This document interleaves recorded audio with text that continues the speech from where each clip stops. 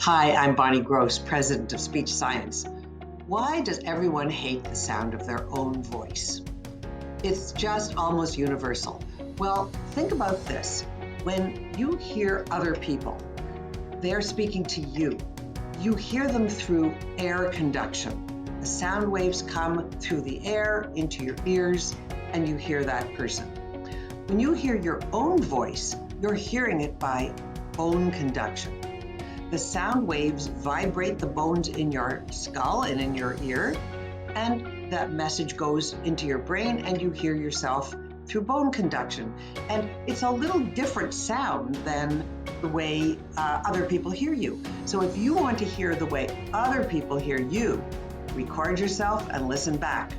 And then if there are areas of the way you speak that you like, don't change them. If you want to change something, you'll know what it is by listening to your recording.